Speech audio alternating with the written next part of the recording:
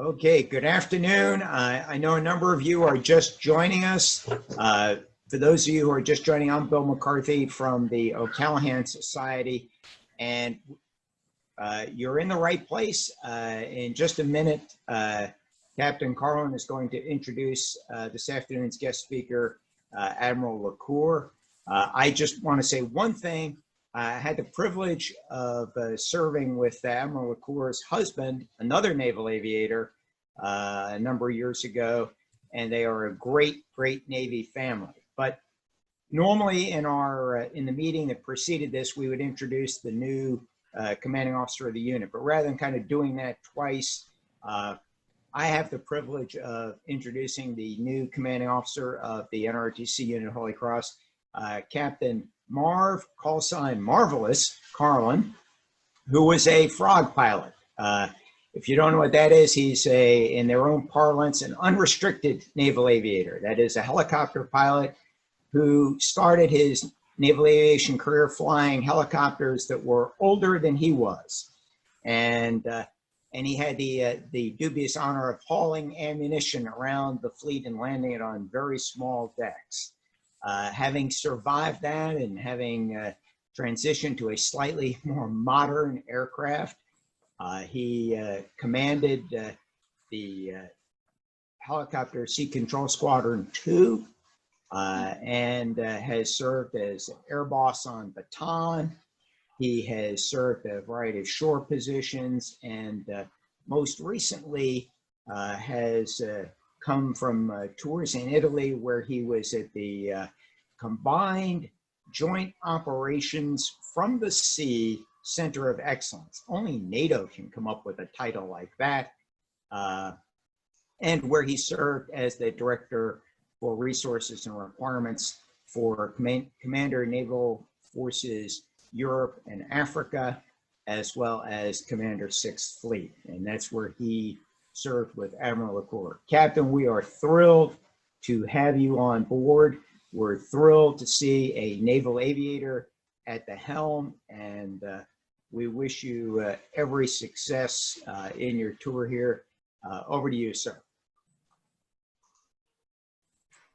Okay, good afternoon. Hopefully everybody can hear me okay. Bill, if I can get a thumbs up.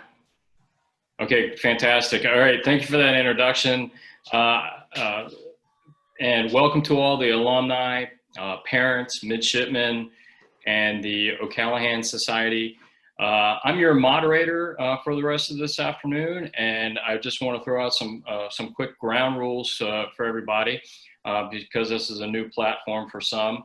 But we have a Q&A button at the bottom so that after Rear Admiral Lacore is speaking, if you would like to ask a question, put it into that chat block and we'll do our best ability to answer your question. But really today it is my honor to introduce an officer I've known for over 20 years now. It went by really quick, but Rear Admiral Nancy Lacore. I first met Rear Admiral Lacore when she was beginning to instruct in the H-46 Sea Knight, the Frog, out at AC-3 in San Diego. I think that was probably 1997, right around that time. But really before all that, and probably more importantly to everyone on here, is that Admiral Lacore is a Holy Cross graduate from the NROTC program 1990. So in addition to that, she also earned a Master's of Arts degree from San Diego State University and a graduate of the Air Command and Staff College and the National Defense University at Joint Forces Staff College. And then near and dear to me, you know, she was also designated a naval aviator in 1993 and flew tours at HC-8, which I was also, did 2 tours in HC-8 and then HC-3, and then joined the Naval Reserves in 2000. From my experience, nobody really cared too much about my staff tours, but the command tours they're always interested in. But Admiral Lacore was Naval Reserve Commander, Destroyer Squadron 40, headquarters in Jacksonville, Florida. Also Naval Reserve Commander, U.S. Naval Forces Europe, Africa, and 6th Fleet Maritime Partnership Program Detachment. Naval Reserve U.S. Fleet Forces Command Maritime and Air Operations Headquarters in Norfolk, Virginia, and she served in a post-command assignment as the Navy Reserve Chief Staff Officer at U.S. Fleet Forces in 2017, which she mobilized to serve as the commanding officer of Camp Lemonnier in Djibouti. I did meet up again with Admiral Lacore when she became the director of the Maritime Partnership Program, U.S. Naval Forces Africa, Europe and Africa, 6th Fleet, and she served as the vice commander of 6th Fleet in Naples, Italy. And then currently, and I think this is open news, is that she has been assigned as the Chief of Staff for U.S. Naval Forces Europe and Africa, and I can safely say that that is an enormous job. And I think this is her last day in quarantine, calling from us from Naples, Italy, before she reports to duty.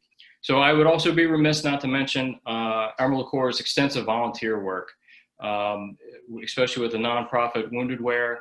And I know Jim just mentioned her run. It was actually 160 miles, I believe she did in 2014. And that was to honor the 160 female veterans that died while serving in Iraq and Afghanistan as part of her Valor Knows No Gender Run to Remember that she actually established. And I could safely say, after running a 5K with Admiral Lacore once, she's very speedy. I couldn't keep up with her. So lastly, I would like to mention probably her greatest accomplishment. And I had to check Facebook and Wikipedia and everything else just to make sure I was up to my latest count, was that she did all of this while being a dual military couple and raising 6 fine children, 5 daughters and 1 son. So without any, and I did also serve with her husband, Commander Pat Lacore, several times, who was a fine naval officer also. So ladies and gentlemen, amazing mother, wife, naval officer, Rear Admiral Nancy Lacore. Thank you, Marv. It's good to see you. And that is quite a I Love Me wall behind you. Well done. Thank you for the introduction. Thank you for inviting me to be here. Thanks to the O'Callahan Society as well. This is the first time I've really had an opportunity to engage with the unit in my capacity. So I'm really excited to at least be virtually back here with everybody.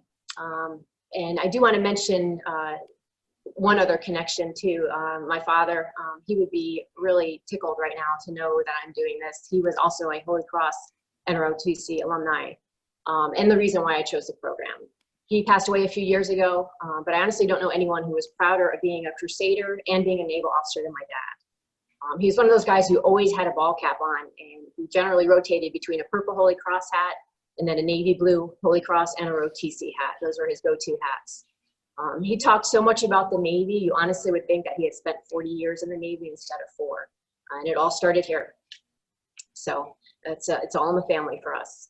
I have several things I want to talk to you about today, but don't worry, I am not going to take the 75 minutes that have been allotted to me, and I'm sure you're all relieved about that on a Saturday afternoon. So what I'm going to talk to you about today, I'm going to talk about the Navy's mission and how my command, U.S. Naval Forces Europe and Africa, U.S. 6th Fleet, carry out that mission forward deployed. I'm going to talk about the challenges that we face in our theater and our approach to those challenges. I'm going to talk about global power competition, sometimes called great power competition, or GPC. Don't know exactly what that is, you will. And then I'm going to transition to COVID-19 and how this pandemic has challenged us as a fleet, and more broadly, the Navy's approach to operations during this pandemic. And then finally, if I haven't used up all 75 minutes, and I'm kidding, I would like to touch on diversity in the Navy. I take every opportunity I have to do this because I am a minority in the Navy, particularly in my career field of aviation. Of the Navy's 300 active and reserve admirals, 3 of us are female aviators. But now, in the wake of the death of George Floyd, I have even more reason to touch on the topic of diversity and what the Navy is doing in the wake of that. If we have the slides, you can go on to slide 2. The Navy's mission is to deliver combat-ready naval forces to win conflicts and wars while maintaining security and deterrence through a sustained forward presence. Everyone gravitates towards the cool part of that mission, the winning conflicts and wars. Like, who doesn't get excited about dropping bombs, naval gunfire, or putting Marines ashore? That's the stuff that movies are made of. But the truth is, the Navy doesn't really want to go there. We don't want to be in the high-end conflict and war. And that's why we have the latter part of that mission, maintaining security and deterrence through a sustained forward presence. It's not as glamorous, but it is critical to our security as a nation. We want to keep the fight as far as we can from our shores. And this is where U.S. Naval Forces, Europe and Africa, and U.S. Sixth Fleet come into play. We are that forward presence. We're all about preserving peace. In fact, Sixth Fleet's motto is Power for Peace. Preserving our strategic interest overseas is an important part of the Navy's mission, but the Navy also plays a large part in protecting trade around the world. So the free flow of goods over the world's oceans is a national security issue, and the Navy operating forward ensures that the flow of goods remains unimpeded. The oceans of the world have served as a path to new frontiers and new opportunities far beyond national borders. And as a nation with multiple maritime borders, the U.S. has always been a nation with global interests. Maybe you've heard the statistics, 70, 80, 90, 100% statistics when it comes to the oceans. 70% of the earth is covered in water. 80% of the world's population lives near the coast. 90% of global commerce is conducted at sea, and 100% of our transoceanic data is transported via undersea cables. So you can see what we do and where we do it, forward deployed, is critical to the national security of the United States and critical to the well-being of the global commons. The demand for naval forces is rising in areas such as the South China Sea, where territorial claims are under dispute, the Black Sea, where we continue to support our NATO partners against Russian aggression, and in the Gulf of Oman, where oil tankers have been attacked. America's Navy is also engaged in operations in the Middle East and the Mediterranean Sea, where we use our combat power against targets in Iraq, Syria, Afghanistan, and Libya. Slide 3. One of our biggest concerns is global power competition. The emergence of competitors with increasingly sophisticated forces such as China and Russia. Most equate GPC with the high-end fight, just as I spoke about at the beginning. But I contend that GPC is about competition at the low end of the spectrum with China and Russia. A competition so that we can avoid conflict and avoid that high-end fight. Why Russia and China? Well, these two nations are working to disrupt our network of alliances and partnerships. They seek to impede our ability to project forces forward and to sustain those forces. And they take advantage of national level political dysfunction in Washington to portray us as an unpredictable ally. Slide 4. So here you see our area of operations, Europe and Africa, with the orange and green on the continents and the waters colored a light gray. So in our AOR, we see the competition with Russia and China on a daily basis across all the instruments of national power. But what's even more disconcerting is that we see Russia and China in more and more locations across our AOR, which requires us to spread our resources thinly in order to simply hold ground. And we have a significant amount of land and water in our theater, 108 countries, 44 in Europe, 54 in Africa, 14 million square miles of landmass, 20 million square nautical miles of ocean ranging from the North Sea to South Africa. And that equates to 67% of the Earth's coastline in our theater. And when we look at our AOR, Europe and Africa, and the challenges that these two continents will face over the coming decades, the biggest challenges in Europe are the complete opposite of the biggest challenges Africa will face. And although these future challenges on these continents are different, they have a similar effect in creating instability, which leaves space for Russia and China to gain ground. Slide 5. So the biggest problems Europe will face over the next few decades are rapid population decline and rapid population aging. Currently, Europe has the slowest growing population in the world with an expected decline of 4% by 2050. Romania provides a great example of this. 3.4 million Romanians have fled the country since it joined the EU in 2007, and that's 17% of the country's total population. And over the same period worldwide, the only country that has seen a higher percentage of its citizens emigrate is Syria. As the population declines, there'll be a corresponding increase in the median age, which equates to a shortage of labor and a strain on resources. On the other hand, in Africa, you're going to see the fastest growing population in the world, and it's expected to increase by more than 100% by 2050. Africa also has the world's youngest population, the youth bulge, which itself is also expected to double in this time. Another unique challenge that Africa faces is it has the largest age gap between leaders and the majority of the population. The average age of a government leader in Africa is 61, while the average age of the constituents is 19 and a half, which means the African leaders don't understand the needs and aspirations of the people they serve. 12 million young people in Africa entered Africa's labor force in 2015, but only 3.1 million jobs were created. Even though many African economies have grown quite a bit over the past few years, there hasn't been a corresponding increase in the job market. Unemployed youth become a breeding ground for instability and a recruiting base for terrorist organizations. Slide 6. This slide shows a very rough picture of our view of the security threats in our theater, which as I already alluded to, are Russia, China, and then the third one is violent extremist organizations. It is a very rough depiction. Don't look at it and count the flags and think there's 15 locations where China is in Africa. But it does give you kind of a rough picture of what we're dealing with. In Europe, we've seen maligned Russian activities in all the waters of our AOR, the North, the Baltic, and the Black Seas, as well as the East Med. On land, we've seen a sharp increase in hostile activities, especially in Ukraine and Syria. In Africa, we see increased Russian activity all along the coast of North Africa, heading west towards the Atlantic and then east down into the Red Sea, including a desire to open a deep water port in Eritrea. Recent Russian actions in Libya through the private security group Wagner are particularly concerning and escalatory. And additionally, Russia has military cooperation agreements with close to half of the countries in Africa, which gives them access. China seeks to displace US influence and access by executing debt diplomacy across the world and intends to become a major economic and military power by 2050. Xi Jinping's 2050 vision paints China as a modernized socialist country by 2035. And by 2050, he sees China as a socialist strong power with leading influence on the world stage. Chinese naval deployments to our theater and economic investment imports have increased in the Baltic, the Mediterranean, and multiple regions around Africa. In 2013, China announced their comprehensive Belt Road Initiative, which expands their interests through the Med and around Africa, and they're now currently pursuing a polar road through the high north as well. Since 2016, China's been Africa's largest trading partner, job creator, and source of foreign direct investment. Prior to 2016, we were the leader of foreign direct investment in Africa.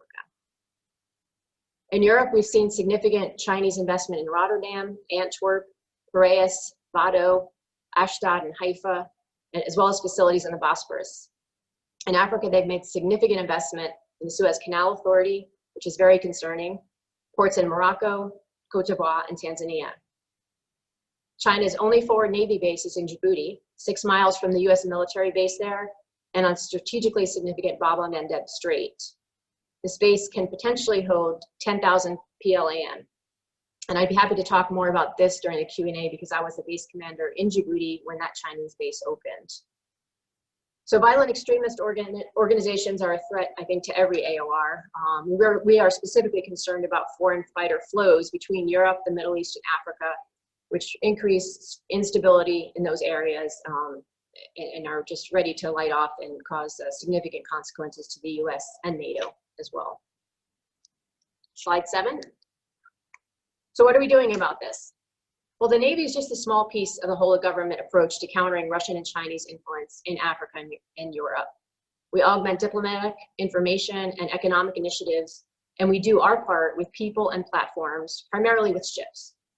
In a perfect world, we would have the continuous presence of a carrier strike group or an amphibious ready group, or both, but we don't. Ships are critical to our GPC, our Great Power Competition, Global Power Competition efforts. We need ships to show the flag. We need them to operate with other navies in exercises and illustrate the strength of our international partnerships. And we need them to conduct port visits. Port visits aren't just for liberty.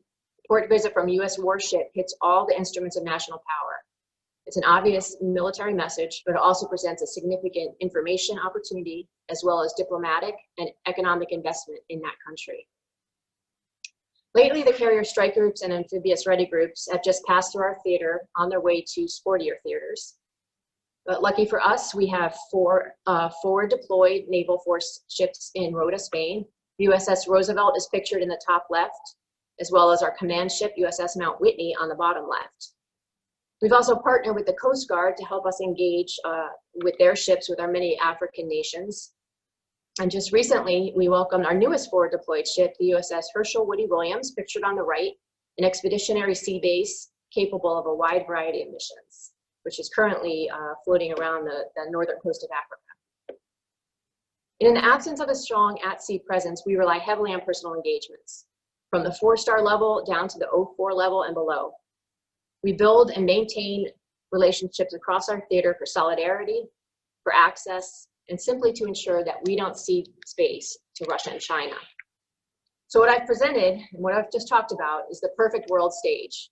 We have a ship or two that we can pull into port for a few days. We send an admiral for a personal engagement with heads of navies in Norway or Nigeria. We host heads of navies from 15 countries for a week of discussion on maritime security. And then COVID-19 descends upon us and our world changes almost instantly. We're forced to change our paradigm. No port calls, no travel, and no visitors.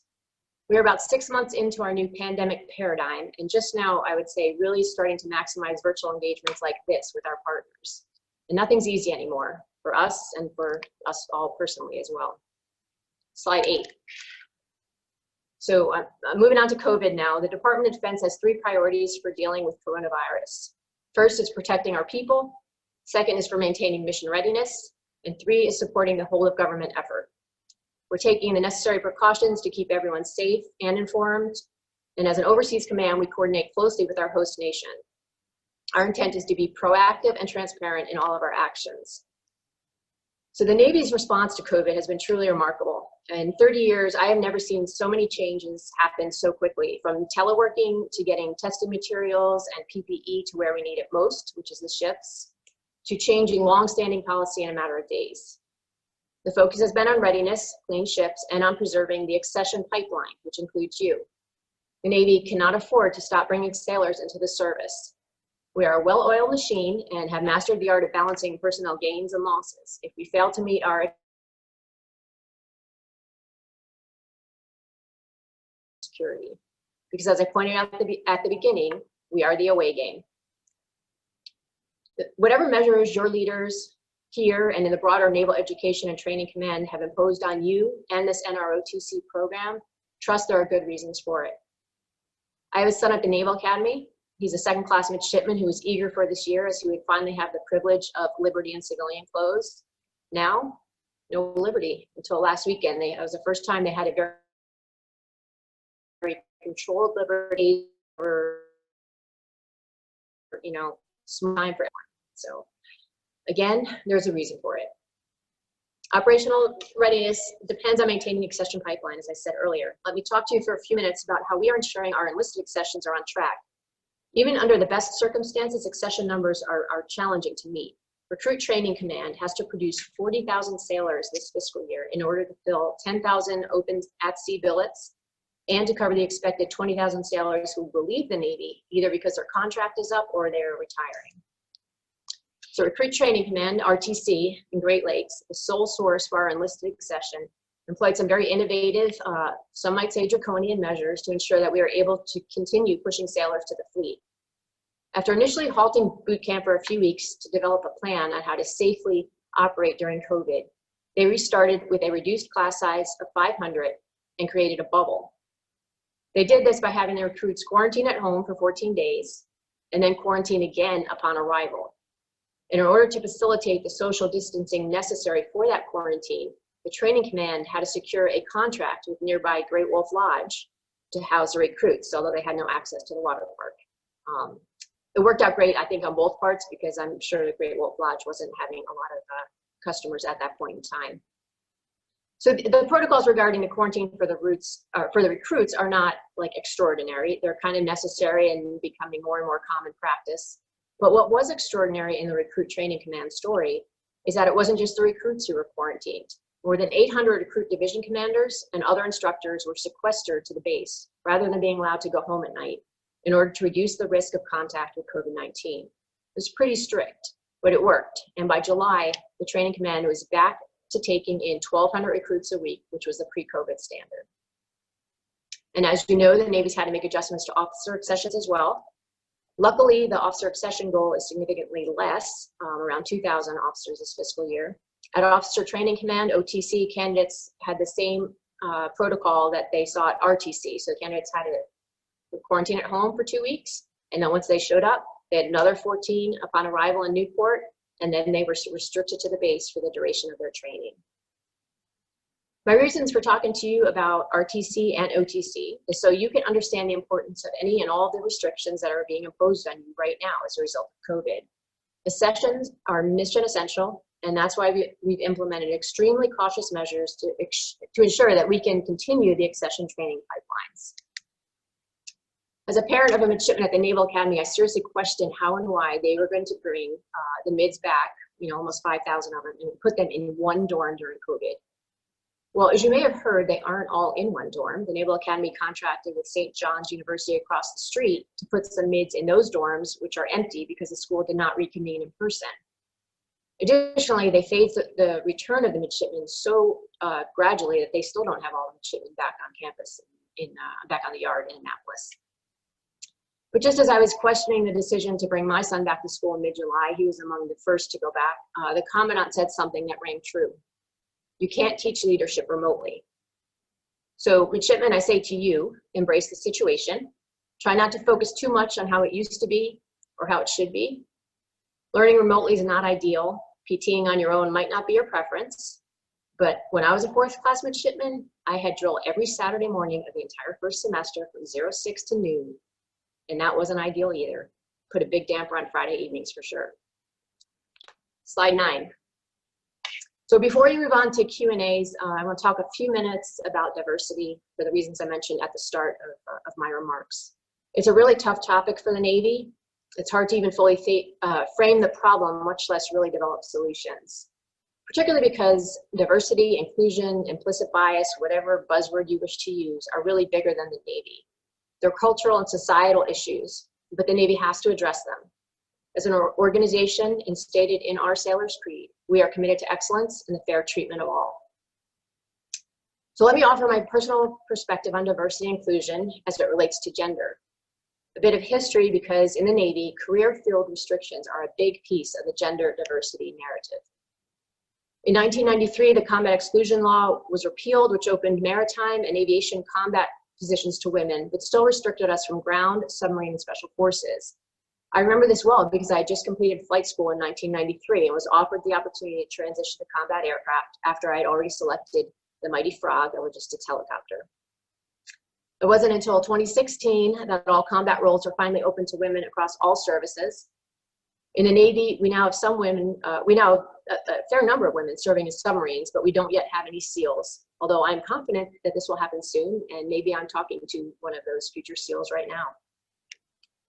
So while we don't have, masses of women gravitating towards these previously closed fields, like why all the fuss about lifting the restrictions if it appears that no one really wants to do it anyway? One reason why it was imperative that we open all the career fields to women is that many people believe that these restrictions made it harder for women to compete for promotion because we didn't have combat experience. So now, in theory, we've leveled that playing field. But more important than the promotion opportunity is that we need women in all specialties of our armed services because we need what's in their heads.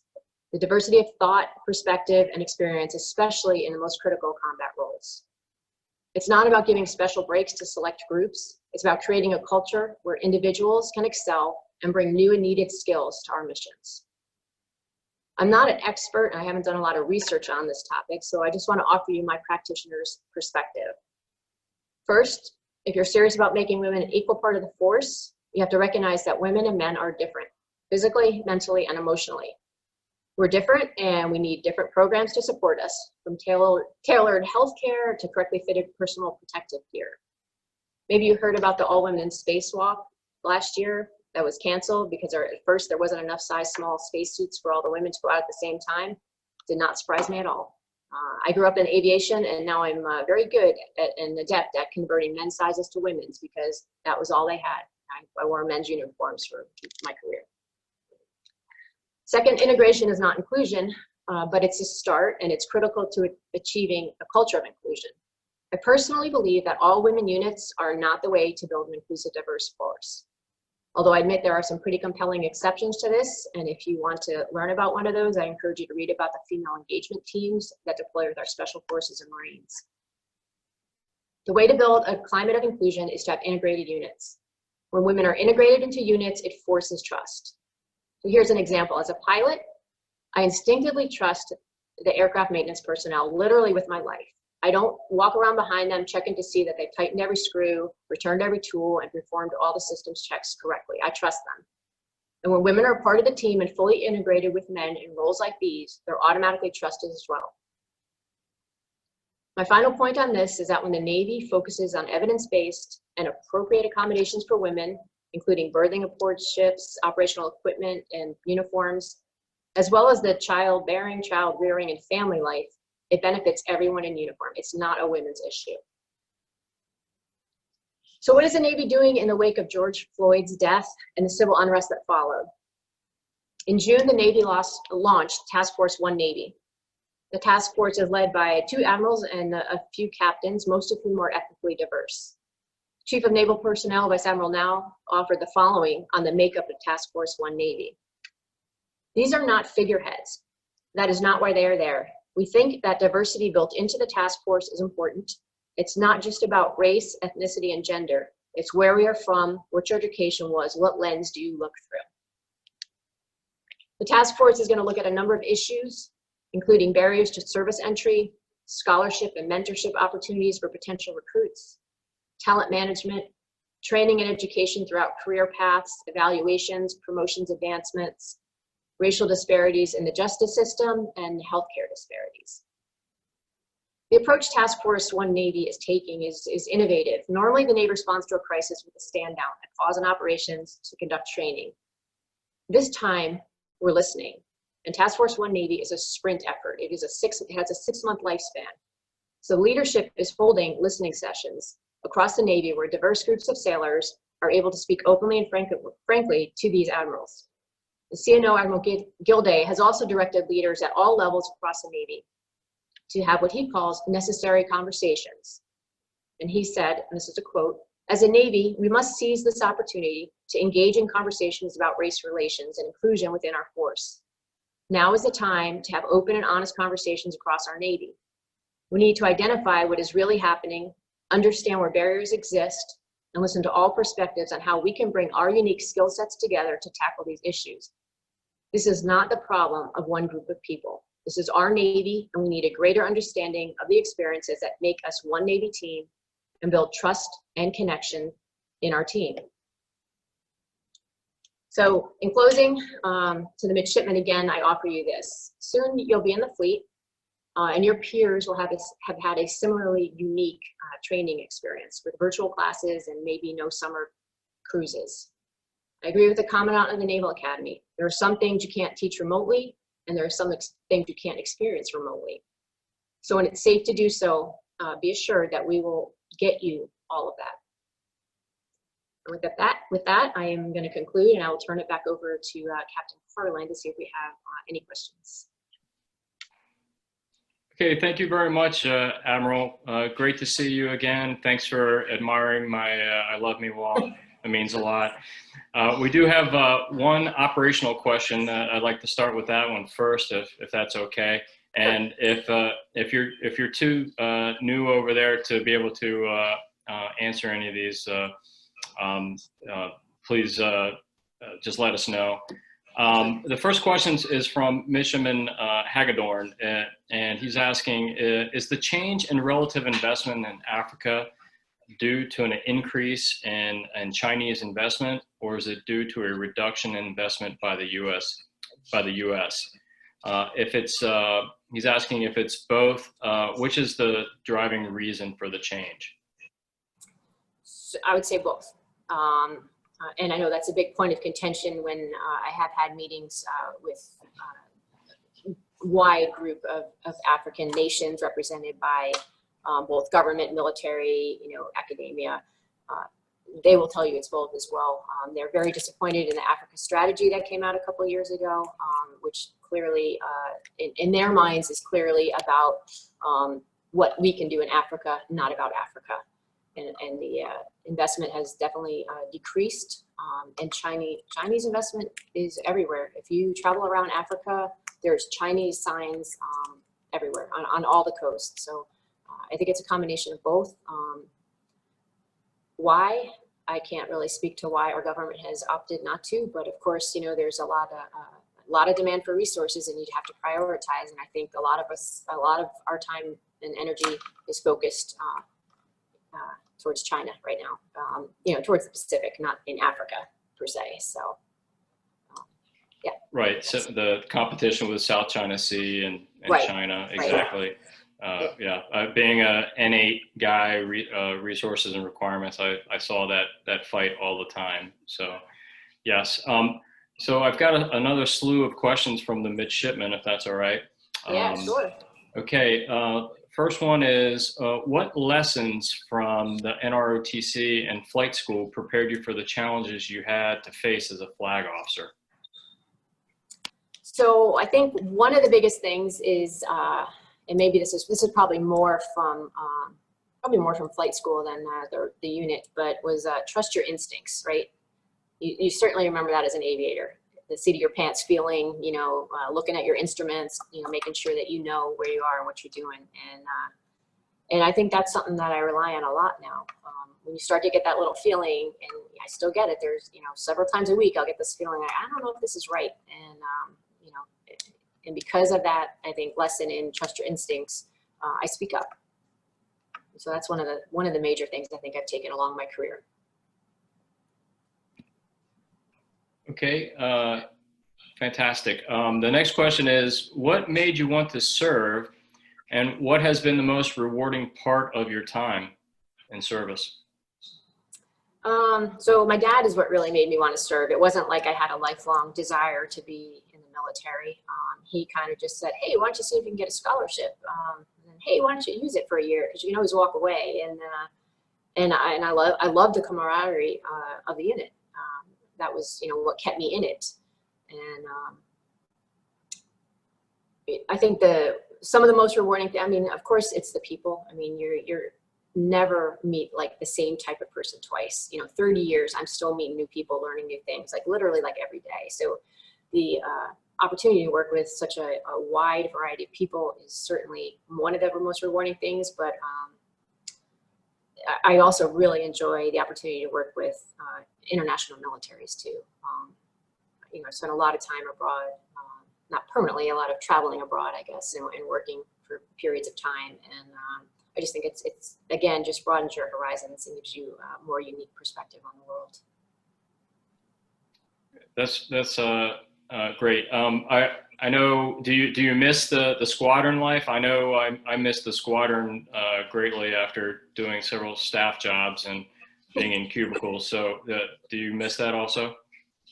Yeah, absolutely. It was like another lifetime though for me. It's been so long, but it was nice to just go out and fly on a nice day and not really have a whole lot of work keeping you tied to a desk. So that was a couple years of good living for sure. Fantastic. The next question is a little bit more operational focus, but what do you see as the next innovation in the Navy in regard to technology or maybe doctrine, and probably, you know, with a little bit more focus of where you are right now with Sixth Fleet, but they're framing the question in terms of the South China Sea. I would say, like, as far as doctrine, I think we need to probably continue to refine the EABO concept, the Expeditionary Advanced Base Operations opening piece of that. You know, learning to go to new places and being able to operate from places that we haven't either we haven't operated there before, or we haven't operated there in a long time. So this takes us up into, you know, the northern parts of Europe where we haven't operated in a long time, but we're, you know, need to be prepared to do that in response to Russia. And I'm sure, I'm not very familiar with the area over in the South China Sea, but I'm sure there's areas like that too that we need to think about. Where can we operate from, and what can we do with these places, and how we're going to get them prepared for our operations. I also think, though, I would really like to see the Navy innovate more dramatically in the personnel department. I know we've made a lot of changes recently, trying to encourage people to stay, encourage, kind of reward people, change the retirement system. That was a long-standing retirement system that finally just, changed. So I think there's other things like that we need to look at in the personnel system. Really need to look at like the personal information technology piece of this, because we are so antiquated on the systems we use for just personal communications in the Navy. And I honestly think this COVID experience may have opened our eyes a bit in how we can do things differently and a little more flexibly, I think.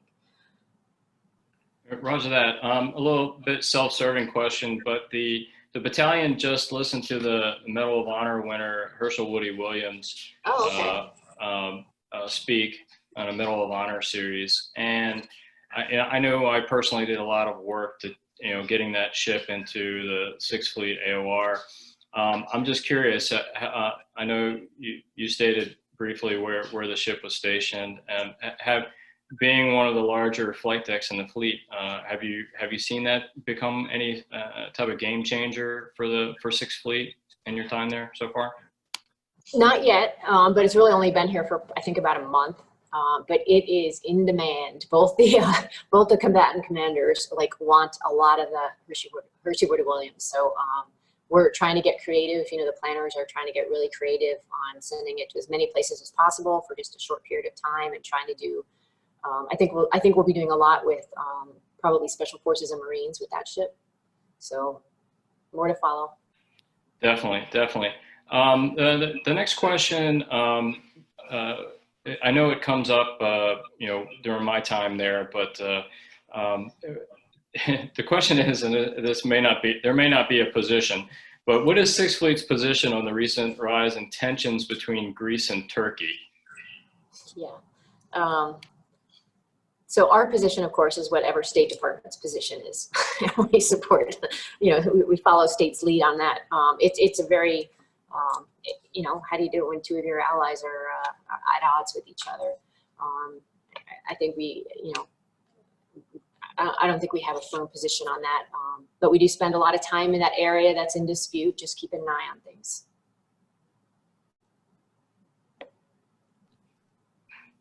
Okay. And the next question is, it says here, you've had a range of diverse commands, and how did you prepare yourself to adjust being called to a command outside your area of expertise? I know that's happened to myself several times. I think I probably know what your answer is going to be. It's just like everything else you do in the Navy. It's like you show up and it's almost like the first time you do it, right? It's hard to prepare, but I'd say that the biggest change for me was going down to run a base. I mean, you're basically like a little mayor. You're responsible for feeding people, giving people houses. You produce the water, you produce the power. You run an airfield, you run a port. So you're like running a little city, and I had no experience in that whatsoever. So you really have to rely on the folks who work for you, who are the experts in what they do. So I think that is a big piece of it. Is you're thrown in to as a new person, but you have a whole team of folks who've been doing the job and know what they're doing, and it's just the delegation and the trust. Yeah, Roger that. I found that being at a squadron and changing jobs all the time, also that really helped me out with, every time I'd have to learn a new job and learn it quickly. And then I kind of became a jack of all trades. I did have another question looks like from one of the alumni. The question is, how did your Jesuit education at Holy Cross lead to your founding of the Valor Run? And do you think your leadership in the nonprofit sector impacted your exceptionally successful career? That's from Kara Dahlman, class of '87. Oh, hi, Kara. Yeah, so I mean, Holy Cross is where it all started. The servant leadership that is kind of, you know, a constant drumbeat when you're at a Jesuit school. I was, you know, did a lot of volunteer stuff when I was there. I think I would have loved to have gone in the Peace Corps had I not gone into the Navy. And that's, you know, just something I've continued with my whole life. You know, as much as you can in the Navy when you're bouncing around and out at sea and things like that. But so that definitely was a big part of founding a Valor Run, and then actually doing the run itself.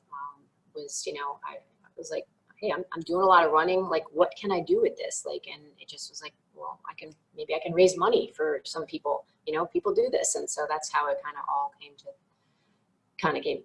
to be. Fantastic. All right. And I got another question that came in, and I've always wondered this myself. I know my wife has always wondered how you do it. But as a successful naval officer, mother, and wife, how have you, or do you maintain a work-life balance? That's from John Hayes, NRTC Class 91. Yeah, hi, John. I don't think I balance. I think I blend. I think both my worlds bleed over into each other all the time. And I've said that for a long time. You know, if you, like, I use my family as examples at work. You know, I bring my work home, talk to my kids about it so they learn stuff. I don't apologize for it. You know, if I walk out of work to go catch a kid's event, you know, that's part of it. I'll make up for it. You know, the Navy has me when they need me. My family needs me too sometimes. So I really think it's more of not trying to live in one world and then close the door and live in the other world. To me, it's more just blending the two together. But it's, I say the lion's share of the reason why we've been successful as a family is because of Pat, my husband. So I hear other women are like, oh, I can't do this. I can't be a reserve person. I can't walk away from a weekend and think my husband's going to manage the kids. You know, Pat's had 6 of them, you know, for a year, you know, when I was gone for a year in Afghanistan and another year in Djibouti, and then not to mention all the drill weekends that he's been juggling, you know, all sorts of kids at different kids events. So he's a big part of it for sure. Definitely, it's a whole family effort. I know that, as I think the pictures are the only thing I have right now from Italy. Since my household goods haven't arrived, so that's all you can really see. So I understand. Just especially since you just moved to Naples, Italy yourself. I probably got a couple more questions here, if that's okay. Probably final question. So if there's anybody out there that has a burning question, please send it in now. So I'll kind of combine this a little bit, but the first part one of this is, what was your motivation for going into the Naval Reserve by staying active duty? And then the second part about with that is, what kept you in the fleet for your career, and were there any moments in your career where you nearly left?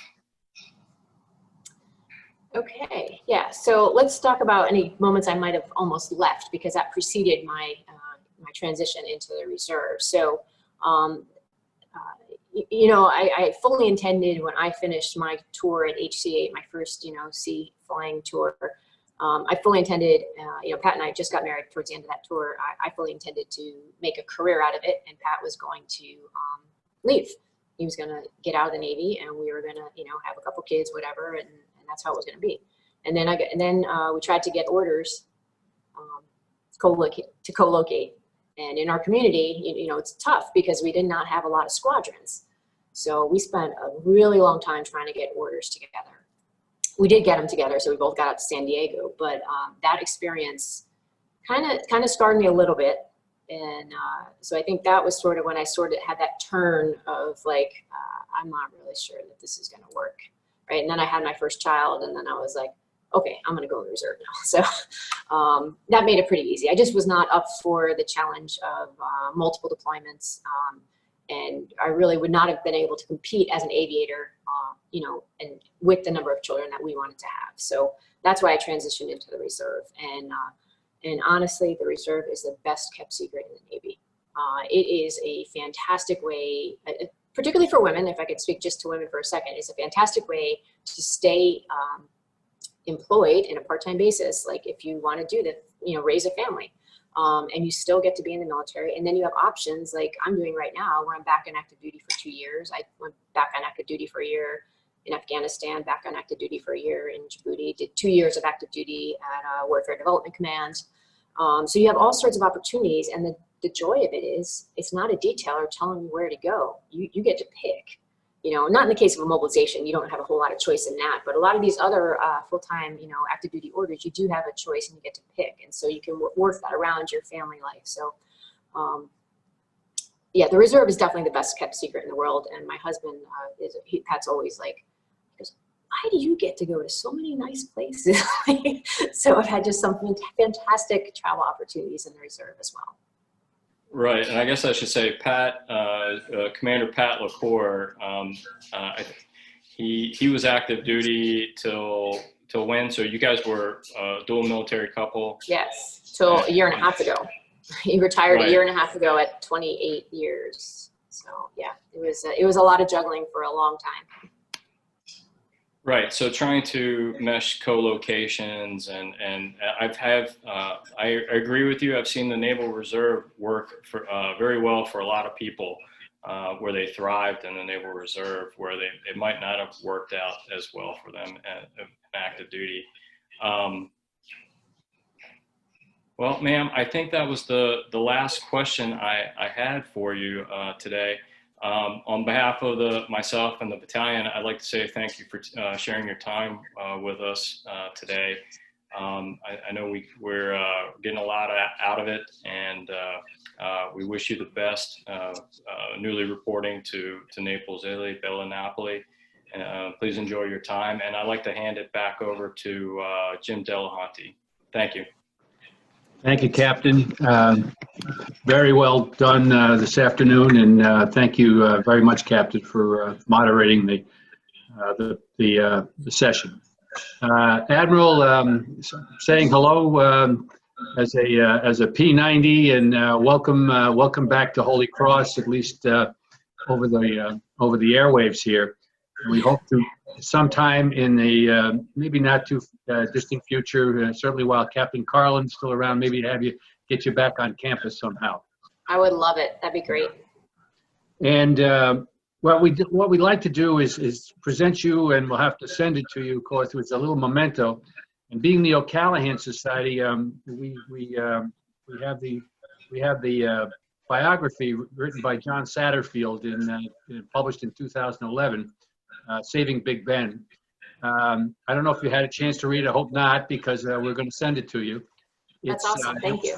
It's really a biography of Father O'Callahan's life, and much of the research is done in the Holy Cross Jesuit archives. So Awesome. we'll send Thanks that so along, much. and we'll also send you a copy of the 75th anniversary history of the unit. And the only thing I can say is we don't quite. That published doesn't have you in there as an admiral yet, but Brendan O'Donnell is always updating the history with our flag officers, and you certainly will be on the list of the updated list with that history. All right, sounds good. We'll get that out to you as soon as I figure out. I'll get an address from Captain Carlin, and we'll Okay. wait to you. And again, thank you so much. And Bill McCarthy, if you'd like to say hello and. Well, thanks, Jim. I was just going to say, I was just typing a chat to say great remarks, Admiral, and please give my very best to Pat. Thank you both for all of your combined service to the Navy and the nation. Well, thank you. It's great to see you and Jim, and I really appreciate the opportunity. I do look forward to doing this again, hopefully in person. And I do have a few coins I'm going to send to the midshipmen who are bold enough to ask a question, and I'll get those to Captain Carlin. So thanks again. Thank you, and I think that's it. That's it. We're adjourned if we were a meeting, and I guess we're dismissed. We're dismissed as a Navy group, as a battalion. Thank you so much. Thank you so much. Bye-bye now. Ciao. Bye.